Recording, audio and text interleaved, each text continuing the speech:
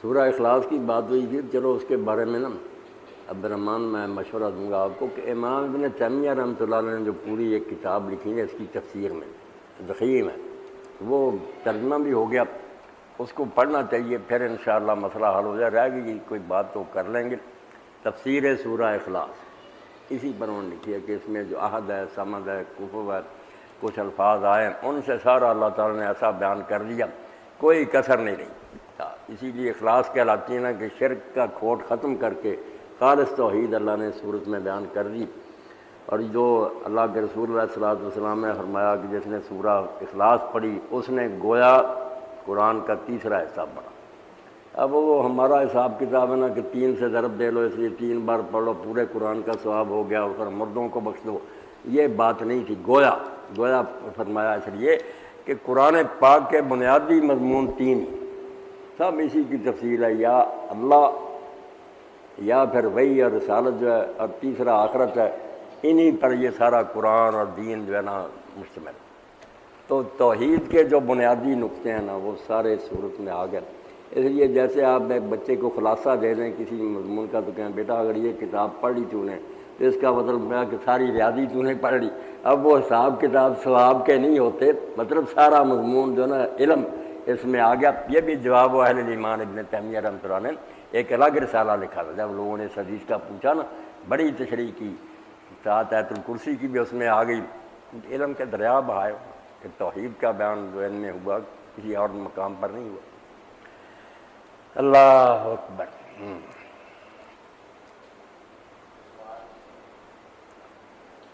ہے تو کوئی کر لو، نہیں تو دعا کر لو۔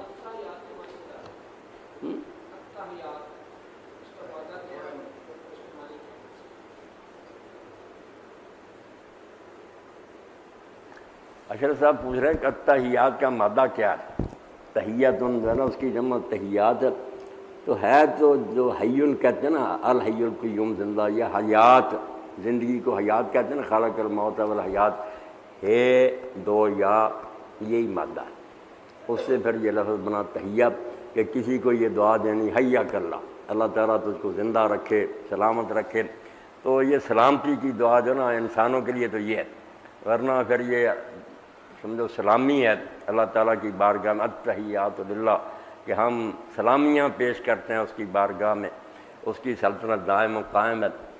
اس کو امام ظفر صاحب فرماتے ہیں الملک للہ، اس کا ترجمہ کرو کہ بادشاہت اللہ کی، ہماری سلامی یہی ہے اللہ کے ہاں۔ یہ تو نہیں کہہ سکتے اللہ کو اللہ زندہ رکھے، وہ تو زندہ ہی ہمیشہ، مگر ہمارا یہ اعتراف جو ہے نا ہر شے مرنے والی ہے، اللہ ہمیشہ زندہ ہے، دائم اور قائم ہے، اس کی سلطنت کو فنا نہیں۔ سلامیاں یہ کہا جاتا ہے کہ حضور علیہ السلام نے غیب بلال پہ انہوں نے تحفہ پیش کیا التحیات کا، اللہ نے کہا السلام علیکم ایھا نبی، اس میں کوئی ہے ثبوت اس بات کا؟ یہ بھی بات لوگ جان چھڑانے کے لیے نا، جب یہ دیوبندی رحل حدیث حضرات کے سامنے مسئلہ آتا نا کہ السلام علیکہ ایھا النبی ورحمۃ اللہ وبرکاتہ، یہ علیکہ میں بھی کاف خطاب کا ہے، اور پھر ایھا بھی جو یا کا معنی ہے یا رسول اللہ کا، وہی ایھا اے نبی۔ تو پھر انہوں نے یہ کہانی کچھ لکھ دی، مگر ہے بے ثبوت کہ معراج پر آپ گئے تو اللہ نے کہا کیا تحفہ لائے ہو، آپ نے تحیات للہ کا، اللہ نے السلام علیکہ ایھا النبی کا، حضور نے پھر اوروں کو بھی شامل کر لیا السلام علینا، اور پھر فرشتے بولے اشہد ان لا الہ الا اللہ۔ یہ کہانی بے اثر، کوئی سند نہیں، کمزور سند بھی نہیں، بس یوں ہی لکھ دی۔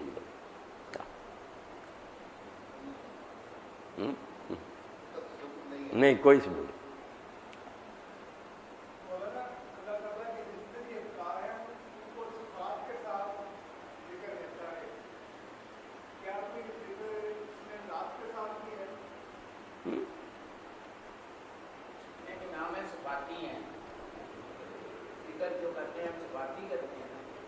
نہیں، جو اللہ کا نام لے کر کرتے ہیں، مثلا سبحان اللہ، الحمدللہ، اللہ اکبر، لا الہ الا اللہ، میں سارے خادم صاحب میں ذاتی نام کے آتا، اللہ کے سوا کوئی الہ نہیں ہے، اللہ ہی بڑا ہے، اللہ ہی ہر عیب سے پاک ہے، اللہ کی حمد، اللہ اللہ ہی آتا نا، جو اصل نام ہے ذاتی۔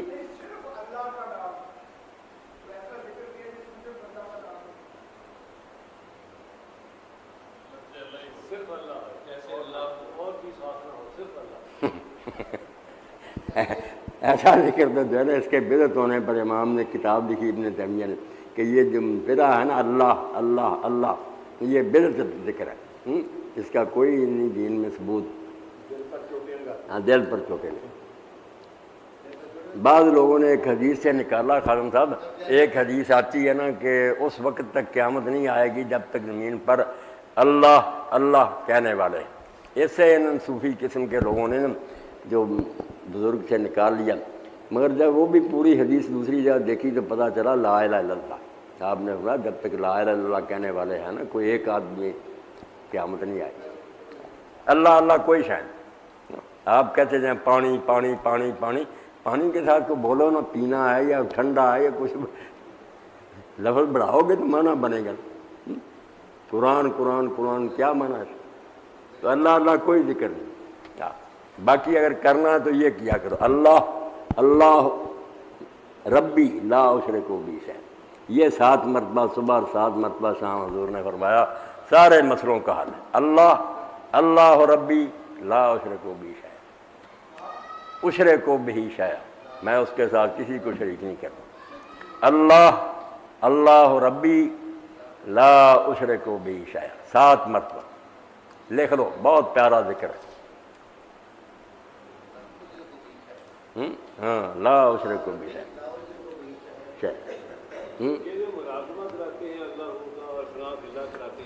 بس یہ فنا فی اللہ اسی طرح میں بیٹھے یہاں ہی آنکھیں بند کر کے اب کرسی پر پہنچ گئے ہیں، اب عرش تک چلے گئے ہیں، بھنگ پی ہوئی ہے اور کیا، ساری دنیا کافروں نے ہم سے چھین لی ہے، قبضہ ان کا ہو گیا، یہ بیٹھے بیٹھے عرش میں اللہ تک پہنچ جاتے ہیں۔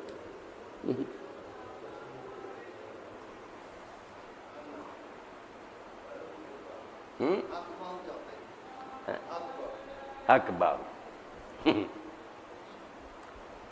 وہ سلطان صاحب ہر بات میں ہو کا ذکر کرتے تھے، ہو وہی ہوا کا مخفف تھا، اب اس کو با ہو کہنے لگے کہ جو ہو کے ساتھ ہی محبت کرتا ہے، ہو کے ساتھ محبت کرنے والا با ہو، جس کا پیار ہے ہو کے ساتھ۔ مصرے جان کے آخر میں ہو آتا ہے، بس وہ خادم صاحب کی بات ہے، اللہ کی یاد جو ہے نا کسی طرح بھی ہو۔ چلو تھانی صاحب کہتے تھے، جو کہتے ہیں نا کہ شعر رومی کا پڑھتے تھے کہ دل میں گدھے اور بیل کا خیال ہے اور تم اللہ اللہ کرتے ہو، ایسے ذکر کا کیا فائدہ؟ تو نیک لوگوں نے کہا نہیں، اس کا بھی فائدہ، کم اس وقت تک برائی سے تو بچا ہوا ہے، کوئی گناہ تو نہیں کر رہا، نیک کام ہی کر رہا، یہی وقت وہ دوسرے کے فضول کام میں خرچ کرتا گناہ ہو۔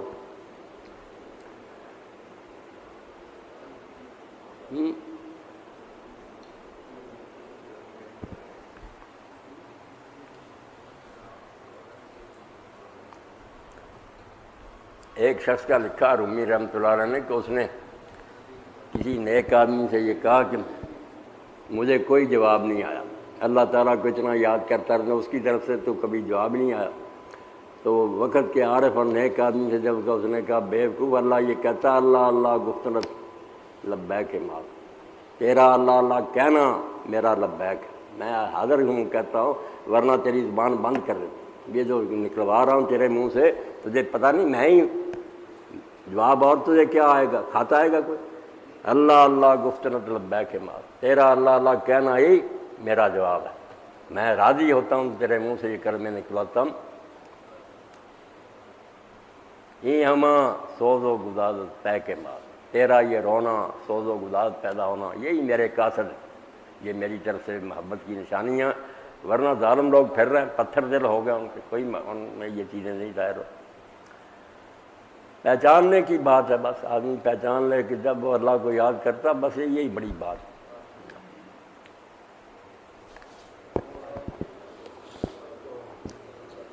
الحمدللہ رب العالمین والصلاة والسلام علی رسولہ الکریم سیدنا محمد وآلہ وصحبہ اجمعین۔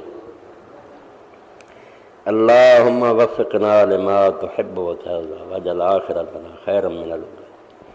اللہم اعنا علی صیام رمضان وقیامہ وتلاوۃ القرآن فیہ۔ اللہم سلمہ لنا وتسلمه منا وسلمنا فيه اللهم لا تجعل آخر العهد من صيامنا إياه وإن جعلته فاجعلني مرحوما ولا تجعلني محروما وصلی اللہ تعالی علی عبد اللہ ورسولہ خاتم النبیین سیدنا محمد وآلہ وصحبہ اجمعین آمین یا رب العالمین. خوش رکھے اللہ پاک.